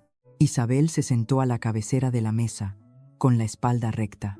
Llevaba el nuevo vestido de lana gris y parecía menos una abuela de Zaragoza y más la matriarca de un imperio. Me senté a su derecha. El cámara y su asistente estaban en el rincón junto a los músicos, indistinguibles, su equipo pequeño y oscuro. Un sumiller, con un catavinos de plata, sirvió una pequeña medida de champán en la copa de Isabel. La levantó, su mano perfectamente firme. No me miró. Miró a lo largo de la mesa vacía como si se dirigiera a un consejo de administración completo. Sofía dijo, su voz clara y resonante en la silenciosa habitación, por una Navidad en la que nadie se vea obligado a sentirse pequeño. Tomó un sorbo. Yo levanté mi propia copa. Por Isabel Die. Hice un gesto al encargado del hotel, que esperaba discretamente junto a la puerta. Las luces de la sala se atenuaron aún más, dejando solo las velas y el resplandor de la ciudad. El cuarteto de cuerdas suavizó su música, y un nuevo sonido emergió de los altavoces ocultos. Una sutil banda sonora cinematográfica. La pantalla cobró vida. El video homenaje no era lo que mi familia pensaba que era. El videógrafo había tejido hábilmente el pasado con el presente. Comenzó con las viejas fotografías digitalizadas que le había dado. Imágenes granuladas de los años 70 y 80. Mi abuelo, alto y delgado. Mi madre de adolescente, desafiante y brillante. Luego pasó a una serie de navidades de los años 90. La cámara adoraba a mi hermano Marcos, radiante, sosteniendo un nuevo balón de fútbol. Marcos junto a la chimenea, rodeado de regalos. Marcos a la cabeza de la mesa, trinchar el pavo. Y en el fondo de 3 tomas diferentes, me había encontrado a mí misma, un fantasma en el festín. En una, era solo una mancha borrosa de un jersey marrón, visible por encima del hombro de mi padre, con las manos en el fregadero de la cocina, lavando platos. En otra, estaba sentada sola en el primer escalón, viendo a la familia abrir regalos, con la cara medio oculta. La música creció y la pantalla se fundió a negro. Una sola palabra apareció en blanco sobre negro, Hoy. La banda sonora cambió, la pantalla se llenó de color, nítido y vibrante. Era Isabel saliendo al balcón del hotel por primera vez, sus manos agarrando la fría balaustrada de piedra. Era Isabel, con el rostro a centímetros del Apolo y Dafne en la Galería Borghese, sus ojos húmedos por el reconocimiento de un sueño de 40 años. Era Isabel, con la cabeza echada hacia atrás, riendo en la trattoria, su rostro sonrojado por el vino y el calor del local. El cámara había captado el momento, haciendo una panorámica desde su rostro alegre hasta la cúpula de San Pedro mientras se iluminaba. Isabel se observaba a sí misma, con la mano apretada contra sus labios. Cuando se reprodujo la escena de la trattoria, soltó una pequeña y aguda risa de puro deleite. Ah, le susurró a la pantalla. Ahí estoy. Por fin. El video terminó con una toma larga y lenta del Tíber al amanecer. El agua como acero pulido. Mientras la pantalla se fundía a negro, busqué la mano de Isabel debajo de la mesa. Su piel era como papel, pero su agarre era como un tornillo de banco. Un único flash ahogado, casi invisible, iluminó nuestras manos unidas. El cámara tenía su toma. El cuarteto de cuerda comenzó a tocar de nuevo. Un camarero se adelantó para presentar el primer plato, y mi móvil, colocado deliberadamente sobre la mesa junto a mi plato, se iluminó y comenzó a vibrar. No era un texto, era una videollamada grupal entrante. Mi madre, Isabel, miró el teléfono vibrante, luego a mí. Una pequeña sonrisa de satisfacción apareció en las comisuras de sus labios. Justo a tiempo, dijo. Toqué el botón verde. Apoyé el móvil contra el pesado centro de mesa de plata. Sus rostros inundaron la pequeña pantalla, una caótica mezcla de ira y confusión. Mi madre estaba en el centro, su rostro pálido y contraído. Mi padre se cernía sobre su hombro, con expresión fulminante. En un sofá detrás de ellos, vi a mi hermano y a Sara, su esposa abogada. Incluso pude ver a mi tía y mi tío, arrastrados al drama. Estaban apiñados en el rústico y caro parador de la sierra, la gran chimenea de piedra rugiendo detrás de ellos, su perfecta Navidad interrumpida. Sofía, comenzó mi madre, su voz aguda y diminuta, a través del altavoz del teléfono. ¿Qué significa esto? ¿Esa historia? Tu primo la vio, se la ha enviado a todo el mundo. Todo el mundo está llamando. ¿Qué has hecho? Habían visto las repercusiones en las redes sociales. No habían visto el homenaje. Feliz Navidad, mamá, dije, mi voz perfectamente nivelada. Estábamos a punto de sentarnos a cenar. No me vengas con Feliz Navidad, chilló. Estás intentando humillar a esta familia. Te llevas a mi madre. Carmen. La voz de Isabel no era alta. Era baja, fría y absoluta. Cortó el creciente pánico de mi madre como el bisturí de un cirujano. Todos, a 3000 kilómetros de distancia, guardaron silencio. Queríais aclarar el malentendido, dijo Isabel, inclinándose hacia la vista del teléfono. Lo estamos aclarando ahora. Mirad. Hizo un gesto al encargado del hotel. Monsieur, si es tan amable. El AirPlay. El encargado tocó una pequeña tableta. La pantalla de mi móvil parpadeó, y luego su imagen se reflejó en la pantalla gigante sobre la chimenea. Al mismo tiempo, compartí mi pantalla con la videollamada grupal. El rostro de mi hermano se quedó en blanco. ¿Qué es esto? ¿Qué está haciendo? La pantalla en nuestro salón de Roma y la pantalla en sus manos en la sierra ahora mostraban exactamente lo mismo. No era un video, era un documento digital limpio, un PDF. El título estaba en la parte superior, en una austera e implacable Times New Roman. Primera enmienda al fideicomiso familiar de Isabel García Vázquez. Oí una aguda inspiración. Era Sara, la abogada. Sabía lo que era esto. Como única fideicomisaria viva, dijo Isabel, su voz tan tranquila como un lago helado, he dado instrucciones a mis abogados para que realicen algunas actualizaciones significativas. Fueron ratificadas y registradas esta mañana. Sofía, si eres tan amable, me desplacé hasta el primer punto. Mi voz era plana, la voz que usaba para leer especificaciones técnicas. Punto 1, dije. La creación de la beca de las nietas García para la tecnología. Esta beca distribuirá 500.000 euros anuales a perpetuidad, que se concederán a estudiantes femeninas de primera generación en informática e ingeniería, con prioridad para las solicitantes de la Comunidad Autónoma de Aragón. El rostro de mi padre se estaba poniendo de un peligroso tono de rojo. Isabel, no puedes. El fideicomiso. Eso es nuestro. Puedo, dijo Isabel. Está hecho. Punto 2, Sofía. Me desplacé de nuevo. Punto 2. Todos los activos inmobiliarios actualmente en poder del fideicomiso en la provincia de Barcelona. Hice una pausa. Mi padre parecía confundido. Mi madre estaba perdida. Pero Sara, la abogada, cerró los ojos. Conocía los registros de la propiedad. Específicamente, la propiedad en el Paseo de Gracia, número X, planta ático, será transferida inmediatamente, título y todo, a la recién formada Fundación Caminos García. ¿Qué fundación?, preguntó mi hermano, su voz débil. Una fundación sin ánimo de lucro, dije, dedicada a financiar la educación STEM para niñas de secundaria desfavorecidas. La fundación será gobernada por un patronato en el que yo, Sofía García, actuaré como directora ejecutiva sin salario, con derechos de voto únicos y exclusivos. Los ojos de mi madre se abrieron de par en par. Pero, ese es tu apartamento, no dije. Es el ático que guardo para invitados. Ahora es el principal activo y sede de la fundación. Esto es manipulación, rugió mi padre, encontrando su voz. Esto es una locura. Lo impugnaremos. Esto es abuso de mayores. Sofía, tú. Punto 3. La voz de Isabel era tan fría que podría haber roto el cristal. Me desplacé hasta la última cláusula. Esta era la contribución de Maya. Mi abogada de Arca Centinela la había redactado en un preaviso de 3 horas, y era una obra de arte. Punto 3 leí. La cláusula de decomiso.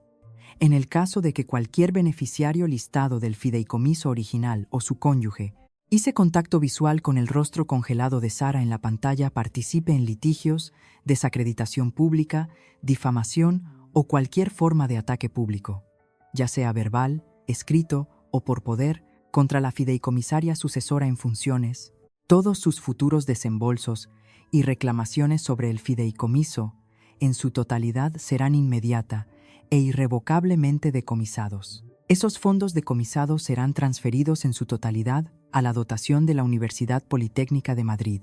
Sonreí, una sonrisa fina y fría, sin negociación. El parador en la sierra quedó en silencio. El único sonido era el crepitar de su enorme y performativa chimenea.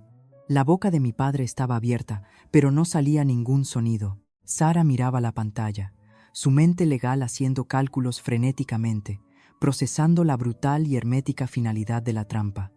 No podían demandar, no podían difamar, ni siquiera podían quejarse a sus amigos sin arriesgarlo todo. Isabel cogió su copa de vino. Y por supuesto, la enmienda que designa a Sofía García como esa fideicomisaria sucesora. Todo firmado, atestiguado y notariado esta mañana. ¡Feliz Navidad a todos! Me hizo un gesto. Terminé la llamada. El cuarteto de cuerda comenzó a tocar de nuevo. El camarero se adelantó. Madame, mademoiselle, supprimez plateau. El camarero, con movimientos tan silenciosos como la nieve que no caía, colocó el primer plato delante de nosotros. Un disco perfectamente esculpido de foie gras mi-cuit, con una reducción de higos y pan de brioche tostado. El cuarteto de cuerda había hecho una transición impecable a una compleja pieza clásica. El móvil, oscuro sobre el mantel blanco, se iluminó de nuevo. Otra videollamada grupal. Son persistentes, señaló Isabel, cogiendo su tenedor. Están heridos, dije. Acaban de perder el control de la narrativa y del banco. No corrigió, tomando un pequeño bocado. Acaban de pasarles la factura de sus propias decisiones. Contesta, pero no levantes la voz. La persona que está tranquila es la persona que está ganando. Acepté la llamada. La imagen se resolvió. Los mismos rostros, la misma habitación, pero la dinámica se había hecho añicos. La ira había desaparecido, reemplazada por un shock hueco y resonante. Sara, la abogada, susurraba frenéticamente al oído de mi hermano. Mi padre simplemente parecía viejo. Mi madre fue la primera en hablar. Su voz temblando, no de rabia, sino de un desesperado y fallido intento de autoridad matriarcal. Sofía, ¿qué es esto? ¿Una beca? ¿Una fundación? Ese apartamento. Eso es un activo familiar. No puedes simplemente. Ni siquiera tienes tu propia familia. No entiendes lo que significa construir algo para tus hijos. Era la herida más antigua y profunda, la que siempre habían usado. Que yo estaba incompleta, una solterona, una anomalía obsesionada con su carrera y sin hijos. Tengo mi propia vida, mamá, dije. Mi voz perfectamente uniforme. Una vida que construí mientras se me decía que fuera más pequeña, más callada y más servicial. Una vida sobre la que ninguno de vosotros se molestó en hacer una sola pregunta. Este es el resultado de esa vida. Mi padre se metió en el encuadre, con el rostro pálido. Esto es un error. Isabel, Sofía te ha envenenado, te está manipulando. Nadie quería excluirla. Era un problema de espacio, un malentendido. Podemos arreglarlo. Una nueva voz crepitó desde el fondo de su habitación. Mi tía Carmen. Eso no es verdad, David. Carmen, espetó mi madre. Tú cállate. Esto es un asunto familiar privado. Yo soy familia, dijo mi tía, su voz elevándose, temblorosa de culpa o de un coraje recién descubierto. Y yo estuve en la reunión. Estuve allí mismo. No es un malentendido. Te oí. Dijiste, Sofía solo lo hará todo más intenso. Dijiste, es más fácil si no está aquí. Tachaste su nombre de la lista con un bolígrafo. David, debí hacerlo. Un silencio muerto y pesado cayó sobre la llamada. Mi padre miró, sin palabras. Mi tía acababa de lanzar la granada. Mi hermano Marcos finalmente habló, tratando de recuperar la lógica. No fue malicioso, solo. Queríamos que la fiesta fuera ordenada. Los consuegros, los niños. Era simplemente más sencillo. Fue una elección logística. Isabel, que había estado comiendo tranquilamente su primer plato, dejó el tenedor, se inclinó hacia el teléfono, sus ojos magnificados con una fría brillantez analítica. ¿Ordenada, Marcos?, preguntó, su voz suave. ¿O presentable? Marcos se inmutó. Sara, la abogada, dio un paso adelante, su rostro una máscara de control profesional. Ya no era una nuera, era la abogada defensora. Vale, ya basta. Esto es muy irregular. Esto es casi coacción. No podéis simplemente emboscarnos con documentos legales en Nochebuena. Estáis convirtiendo una fiesta en una declaración judicial. Deberíais haberlo hecho a través de abogados. Esto no es un juicio, sonrió Isabel. Era la sonrisa más fina y afilada que jamás le había visto. Oh, pero querida, te equivocas. No soy yo la que ha convertido esto en un juicio. Lo hicisteis todos vosotros hace 3 días en esa reunión familiar. Os sentasteis como juez y jurado. Declarasteis a mi nieta culpable de ser difícil e intensa. La sentenciasteis a la exclusión. Se acercó más. No estoy celebrando un juicio, solo os estoy leyendo el acta de la reunión. Parece que no os gusta oír el veredicto cuando no es a vuestro favor. Cogió su vaso de agua, tomó un sorbo y continuó. Todos habláis de lo que sabéis. Habláis de familia. Dejadme deciros lo que yo sé. Hace 3 años, se me rompió la caldera. Era enero. La temperatura en mi casa era de 5 grados. Llamé a tu padre, David. Dijo que buscaría el teléfono de un técnico cuando tuviera un momento. El rostro de mi padre estaba blanco. Te llamé a ti, Marcos dijo, su mirada clavando a mi hermano en el sofá. Dijiste que mirarías si tu banco tenía algún programa de préstamos especial para personas mayores. Estuve 2 días congelada, con el abrigo puesto dentro de casa. Mamá, eso, empezó mi padre. Es una exageración. Yo estuve allí, espetó Isabel, silenciándolo. Y entonces llamó Sofía, solo para ver cómo estaba. Intenté mentir, pero me castañeteaban los dientes. Ella estaba en Tarragona, a 4 horas en coche. Estaba nevando. Dijo, no te muevas, abuela. Llegó a mi casa a las 10 de la noche. Acababa de cobrar por un pequeño trabajo de consultoría. Tenía exactamente 54 euros en su cuenta corriente. Le dio 50 de ellos en efectivo al técnico de reparaciones de emergencia que había llamado desde la carretera. Se sentó conmigo hasta que la calefacción volvió a funcionar a medianoche y luego condujo 4 horas de vuelta a Tarragona porque tenía que trabajar a la mañana siguiente. Comió fideos instantáneos durante 2 semanas para compensar esos 50 euros. Nunca os lo dijo a ninguno de vosotros. Nunca lo publicó. Nunca pidió una sola palabra de agradecimiento. El silencio en la llamada era absoluto. ¿Queréis saber qué más sé?, continuó Isabel, implacable. Sé que cuando la parroquia del centro, la que tu madre finge amar, necesitó un nuevo sistema de servidores para su banco de alimentos, apareció una donación de 10.000 euros de un donante anónimo. Solo sé quién fue porque soy voluntaria allí y vi el coche que dejó el equipo informático tarde por la noche. Reconocí la matrícula.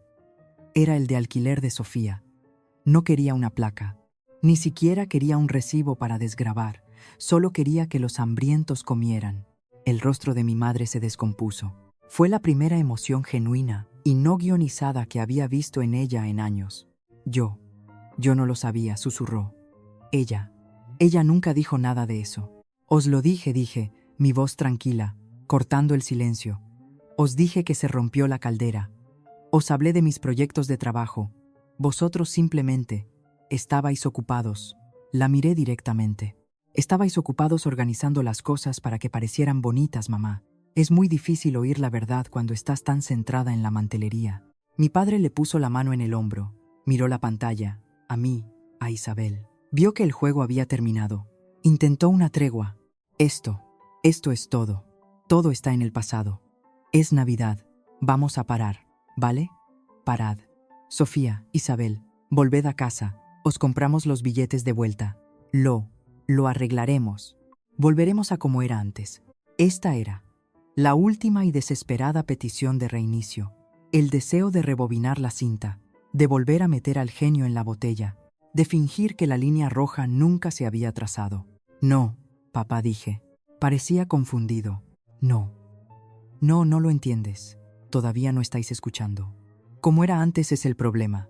Como era antes era yo lavando vuestros platos a mano mientras elogiabais a Marcos por aparecer. Como era antes era tú diciéndome que la humildad era importante mientras construías un santuario a sus trofeos de fútbol. Como era antes era yo siendo el fantasma de la familia, el apoyo silencioso en la que podíais confiar para que fuera pequeña. Como era antes erais todos vosotros sentados en una habitación, decidiendo que yo no encajaba con el ambiente feliz. Tachaste mi nombre de la lista, papá. Ese fue el fin de como era antes. Los miré a todos, uno por uno. Mi madre llorando, mi padre derrotado, mi hermano atónito, mi calculadora cuñada. Queríais una Navidad ordenada, dije. Así es como es ahora. Ordenada. Final. Sara le susurraba urgentemente a Marcos. Mi padre parecía haber envejecido una década. Mi madre lloraba, lágrimas silenciosas y humilladas. Miré a Isabel. Ella asintió. Estamos cenando ahora, dije. Isabel extendió la mano, su dedo firme, y terminó la llamada. El salón estaba perfectamente silencioso. Incluso el cuarteto de cuerda estaba en una pausa momentánea. El camarero se adelantó como si saliera de los bastidores de un escenario. Llevaba la botella de vino. Madame, Mademoiselle Martin, el Sancerre para sus coquilles Saint-Jacques. Isabel enderezó su servilleta en el regazo. Le sonrió. Gracias, joven. Tiene una pinta estupenda. El único sonido en la habitación fue el delicado y agudo tintineo de mi tenedor de plata contra la porcelana de Limoges. Comimos el plato principal en un silencio profundo y magnífico. Las coquilles Saint-Jacques estaban perfectas, delicadas y selladas, nadando en una salsa ligera y mantecosa. El Sancerre estaba frío como la piedra. No hablamos. Dejamos que el cuarteto de cuerda llenara el espacio. Dejamos que la familia, a 3000 kilómetros de distancia, se consumiera en el ácido silencio de su propia creación. El móvil, como sabía que haría, se iluminó una última vez. Una tercera videollamada grupal. El último intento. La negociación de la declaración de culpabilidad. Miré a Isabel. Se secó los labios con una servilleta. Supongo que deberíamos escuchar los alegatos finales, dijo. Acepté la llamada. La ira se había ido. El shock había remitido. Este era el rostro crudo y suplicante de la derrota. Mi madre estaba en primer plano, con los ojos rojos e hinchados. Mi padre estaba detrás de ella, con la mano en su hombro, el rostro gris. Sofía, por favor, la voz de mi madre era un susurro. Por favor, para. Esto no somos nosotros. Esto no es una familia. No podemos. ¿No puedes simplemente volver a casa? Podemos hablar de esto en persona, en España. Podemos arreglarlo. No, mamá, dije. Mi voz no era fría esta vez. Era simplemente firme, final. No voy a volar de vuelta para hablar. Estamos hablando aquí mismo, esta noche. Queríais una reunión familiar para decidir mi estatus. Aquí estamos. Esta es la reunión. Desde el fondo oí el llanto de un niño. Sara, mi cuñada, que había estado sentada en un silencio pétreo, se estremeció. Su máscara profesional se rompió y por un segundo pareció simplemente una madre cansada. Marcos dijo, su voz tensa. Tengo que irme. Los niños están esperando a los Reyes Magos, no entienden lo que... Miró el teléfono. A mí. Sus ojos una mezcla de miedo y resentimiento. Se levantó y salió del encuadre. Adelante, Sara, dije, mi voz suavizándose por primera vez. Esto no va sobre ellos. No tiene nada que ver con los niños. Ellos no tienen la culpa. Ve a estar con ellos. Mi hermano me miró. Su expresión ilegible. ¿Era gratitud o solo confusión? Asintió, con el rostro pálido, y siguió a su mujer. su pantalla parpadeando y apagándose. Ahora solo eran ellos, mis padres y mi tía, flotando en el fondo como un fantasma culpable. Mi padre respiró hondo, intentando visiblemente reunir lo último de su autoridad patriarcal. Vale, Sofía, vale, te oímos. Cometimos un error, un terrible error. Lo vemos. Así que, avancemos. ¿Qué tal esto? El día de Año Nuevo. Una gran comida en nuestra casa. Solo nosotros, la familia de verdad. Empezaremos de cero. No hago promesas, papá, dije, dejando el tenedor. No podéis simplemente decir empezar de cero y borrar la cinta. De cero no es una palabra que se dice, es una estructura que hay que construir. No lo entendéis. Todavía pensáis que esto va sobre mis sentimientos heridos. Esto no va sobre un estado de ánimo. Va sobre un sistema, el sistema que construisteis. ¿Entonces qué? Lloró mi madre, su voz quebrándose. ¿Qué quieres de nosotros, Sofía? ¿Qué quieres que hagamos? ¿Queréis arreglar esto? Pregunté. ¿Queréis sanar? Entonces no es una cena, es un contrato, uno nuevo, porque el antiguo, en el que yo soy el personaje de fondo silencioso y conveniente, está roto. ¿Qué? ¿Qué contrato? Preguntó mi padre, su voz cansada. 3 condiciones, dije, levantando los dedos como si estuviera en una sala de juntas. Las cumplís y podemos empezar a hablar de sanar. Primero, se acabaron las actuaciones. No más fiestas para aparentar. No más impresionar a los consuegros o cuidar una imagen. Cualquier reunión familiar a partir de ahora es sobre las personas reales, imperfectas y presentes en la sala, ¿o no sucede? ¿Queréis impresionar a alguien? Impresionaos los unos a los otros con decencia básica. Segundo, un horario para la abuela. Miré a Isabel, que escuchaba atentamente. No es un atrezo social. No es una carga que se me pueda endosar cuando es conveniente y excluir cuando es incómodo. Su cuidado, su tiempo, su compañía. Se dividirá por escrito en un calendario compartido. Todos haréis un turno, todos apareceréis, sin excusas. Y tercero dije, disculpas. No quiero oír las palabras lo siento. No significan nada para mí. Son solo aire. A partir de ahora, cualquier disculpa, a mí o a ella, debe ir acompañada de una acción específica, medible y positiva.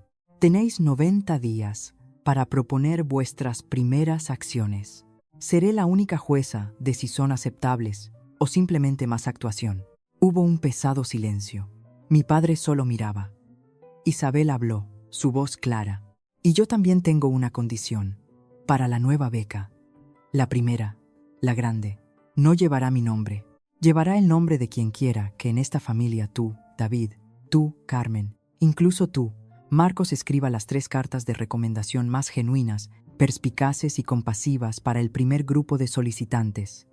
Las juzgaré a ciegas. Vuestros títulos, vuestras cuentas bancarias. No valen nada. Solo vuestras palabras y vuestra comprensión tendrán valor. Como si hubiera sido convocado por la conversación, un hombre con un traje oscuro y perfectamente entallado se acercó a nuestra mesa. No era un camarero. Le seguía una mujer que llevaba un maletín de cuero. Se inclinó ligeramente. Señora García, soy el señor Dubois, del despacho de sus abogados, y esta es nuestra notaria. Tenemos los documentos que solicitaron. Colocó una fina funda de papeles sobre la mesa, junto al plato de Isabel mientras mis padres observaban, sus rostros congelados de incredulidad. Están ahí mismo, tartamudeó mi madre.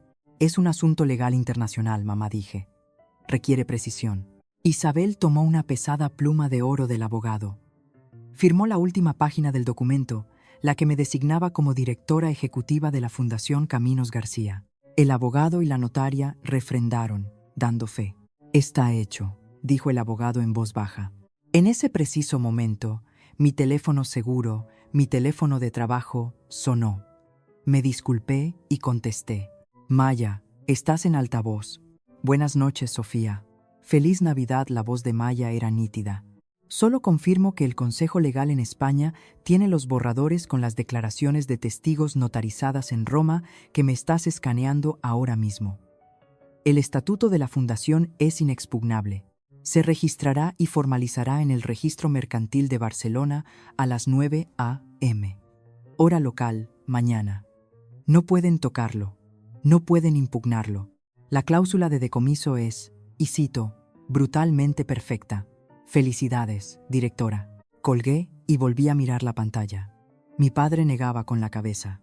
La fundación, todo ese dinero, Sofía, lo controlarás todo. Ese apartamento, los fondos del fideicomiso. El salario, susurró mi madre, su mente finalmente captando la escala. Una directora ejecutiva de una fundación tan grande. Dios mío, Sofía, la interrumpí. No voy a cobrar ningún salario, dije. Tengo mi propio dinero. Solo asumo los derechos de voto. El dinero se queda en la fundación. Se usará para el trabajo, para las chicas que están construyendo sus propias vidas. Esto era lo único que no podían procesar. El acto no tenía un motivo egoísta que pudieran reconocer. Rompía su lógica. Pero, ¿por qué?, preguntó mi padre, su voz pequeña. Porque no estoy comprando respeto, papá, dije, inclinándome. Simplemente estoy evitando que me alquilen. En la pantalla, mi tía Carmen, que había estado en silencio todo este tiempo, finalmente se derrumbó por completo. No fue un llanto silencioso y digno, fue un sollozo crudo, feo y doloroso. Se abrió paso empujando a mi padre, su rostro llenando la cámara. «Isabel», gimió. «Oh Dios, Isabel, lo siento tanto. Lo siento muchísimo. Sabía que estaba mal. Yo, simplemente, seguí la corriente. Quería ser parte de la fiesta bonita. No dije nada. Lo siento tanto». Isabel la miró, no con ira, sino con una profunda y cansada practicidad. «Deja de llorar, Carmen. Es un desperdicio de energía. ¿Quieres sentirlo? Bien, úsalo. A partir de mañana, quiero que tú, David, y quiero que tú, Carmen hija, llaméis a uno de los otros niños de esta familia, no a los de Marcos, a uno de los hijos de tu hermana, los primos que ignoráis. Y quiero que les hagáis una simple pregunta. ¿Qué necesitáis para vuestra educación? No para deportes, no para un coche nuevo, para sus estudios. Esa es vuestra primera acción. Ahora, deja de llorar». Una campana alta y clara sonó en el salón. El maitre, que había estado esperando esta señal exacta, se adelantó. Le seguía otro que llevaba una gran bandeja de plata. «Madame, Mademoiselle Martin Dijon, su vos calida, su omelette norvégienne». Colocó el gran postre horneado en forma de cúpula en el centro de la mesa. Tomó un pequeño cazo de plata, lo llenó de ron oscuro y lo calentó sobre una pequeña llama azul. Luego, con un floreo, lo vertió sobre el postre. Hubo un suave gush. Una columna de llamas azul y dorada surgió espectacularmente brillante, lamió hacia el techo, iluminando toda la habitación. Iluminó nuestros rostros, el de Isabel y el mío, con un cálido y danzante resplandor. Y en la pequeña pantalla del teléfono se reflejó, diminuta y brillante, en los rostros surcados de lágrimas, horrorizados y completamente derrotados de nuestra familia. Las llamas azul y dorada del omelette norvégienne se consumieron, dejando un merengue cálido y caramelizado. El camarero, con experta facilidad, comenzó a servir el postre. El teléfono sobre la mesa permanecía oscuro. La videollamada seguía activa. Un testigo silencioso y abierto. Mi familia seguía allí, atrapada en su parador, observándonos. El señor Dubois, el abogado, se aclaró la garganta. No miró a mi familia, sino a la notaria y luego a la pequeña cámara oficial que ella había colocado en la esquina de la mesa. «Signora García», dijo, su voz formal. «Para que conste en acta, tenemos el documento final, la página de firma digital para la designación de la fideicomisaria sucesora. Antes de proceder, la notaria requiere una confirmación final de usted, grabada en directo, de que esta acción se está tomando por su propia y libre voluntad, sin coacción ni intimidación. ¿Es eso correcto?» Isabel, que estaba admirando el postre, levantó la vista hacia él. Colocó las manos planas sobre la mesa, su mirada tan clara y firme como la lente de la cámara. «No, Dio». El abogado se congeló. La mano de la notaria tembló. Mi madre, en la pequeña pantalla, emitió un sonido, un jadeo de esperanza. «Mamá». Isabel sonrió. Una sonrisa fina y afilada. «No, señor Dubois, esto no es coacción, esto es liberación. Es lo más libre que he hecho en 20 años». El abogado se relajó visiblemente, una pequeña sonrisa jugando en sus propios labios. «Gracias, señora». Por favor, proceda. La notaria deslizó una elegante tableta oscura sobre la caoba. La pantalla brillaba con la página de la firma, la línea en la parte inferior, esperando. Hija mía. La voz de mi madre era un susurro roto desde el teléfono. Sofía, cariño, por favor. No. No nos hagas esto. No. No nos lo quites todo. No. Por favor. Era la voz que usaba cuando yo era una niña. La que pretendía transmitir una decepción máxima e insoportable. La que siempre, siempre había funcionado. Miré su rostro lloroso y suplicante. Miré a mi padre, que simplemente parecía destrozado, con las manos colgando inútilmente a los lados. Luego miré a Isabel. Había levantado la mano, su mano vieja y frágil, manchada por la edad, los nudillos ligeramente hinchados por la artritis. Temblaba, no de miedo, solo por la edad. Estaba tratando de apuntar con el dedo a la línea digital. Extendí la mano. No la guié, no la empujé.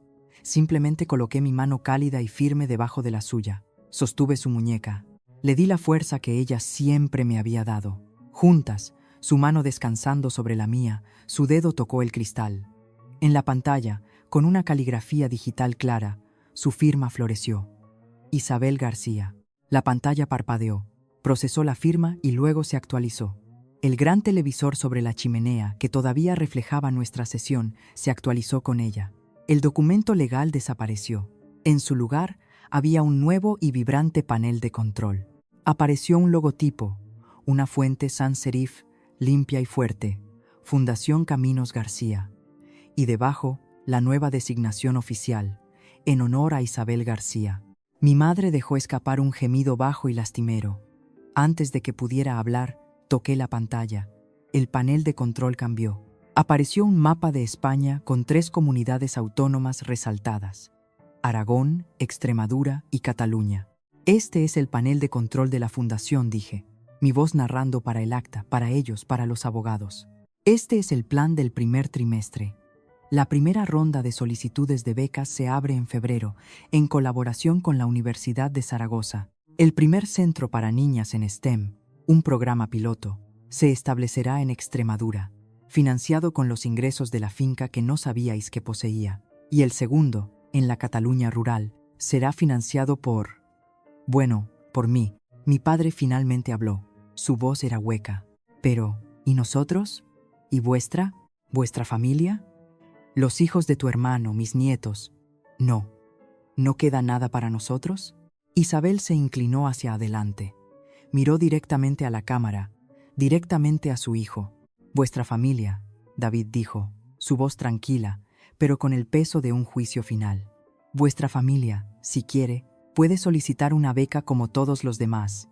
Vuestra familia, si quiere, puede atravesar la misma puerta de respeto y trabajo duro que cualquier otra chica de este país. No hay más entradas privadas. No hay más asientos reservados. Finalmente, sois todos iguales. El rostro de mi madre estaba mojado de lágrimas. Me miró, sus ojos desesperados, suplicando una última conexión personal.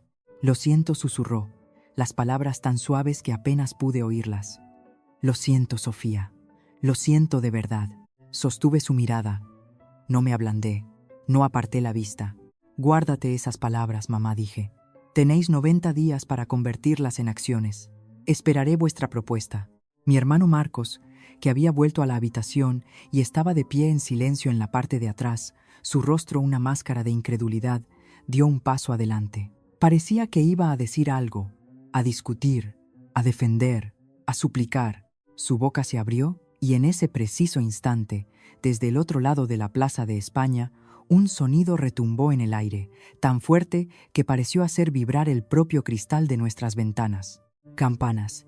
Las campanas profundas, resonantes y antiguas de una iglesia romana, llamando a la misa del gallo, anunciando el día de Navidad. Como si fuera una señal, el cuarteto de cuerda, que había estado en silencio, tensó sus arcos y comenzó a tocar. No era una pieza clásica compleja, era Adeste Fideles, lenta, solemne e increíblemente hermosa. Las palabras de mi hermano murieron en su garganta. La discusión había terminado. El veredicto estaba dictado. Una autoridad superior estaba hablando. El maitre, como si él también fuera parte de esta coreografía, se movió silenciosamente hacia las altas puertas francesas de nuestro balcón. Giró los pomos de latón y las abrió de par en par. Una ráfaga de aire romano, frío y limpio, llenó el salón, trayendo consigo el aroma del invierno y el sonido etéreo y distante de un coro cantando. La ciudad estaba de celebración. Sofía, dijo Isabel, su voz suave. Estaba mirando las puertas abiertas. Me levanté, fui a su silla. La ayudé suavemente a ponerse de pie. El camarero se hizo a un lado, inclinándose. La tomé del brazo y la acompañé lentamente hasta el balcón de piedra. La ciudad se extendía ante nosotros, un mar de luz dorada, y a lo lejos, en dirección a la cúpula de San Pedro, los primeros fuegos artificiales de Navidad comenzaron a estallar, silenciosos y brillantes contra el cielo negro. Nos quedamos allí, mi abuela y yo, una al lado de la otra, viendo los colores explotar. Detrás de nosotros, en la cálida habitación iluminada por velas, el teléfono sobre la mesa estaba oscuro. La llamada había terminado. La pantalla solo mostraba una lista de nombres y junto a cada uno, el pequeño icono gris. Ha abandonado la reunión. En el gran televisor sobre la chimenea, el panel de control había desaparecido. Había sido reemplazado por la diapositiva final de la presentación legal. Una sola frase, que había sido la última cláusula en los estatutos de la nueva fundación, brillando en la habitación vacía. Nadie será definido por su exclusión de una fiesta. Isabel, todavía mirando los fuegos artificiales, levantó la copa de champán que había llevado consigo. La alzó, no hacia mí, sino hacia la ciudad, hacia el cielo. La chocó suavemente contra la mía. «Elegiste una vida», Sofía dijo, su voz llena de un orgullo silencioso y profundo. «No un papel». Sonreí, una sonrisa real, una sonrisa que llegó a mis ojos por primera vez en una década. No dije nada, simplemente me quedé allí con ella y dejé que el sonido de las campanas llenara el silencio. El último nudo se había cortado. La pantalla en el interior, sin ser vista, todavía brillaba, brillante y final, confirmado.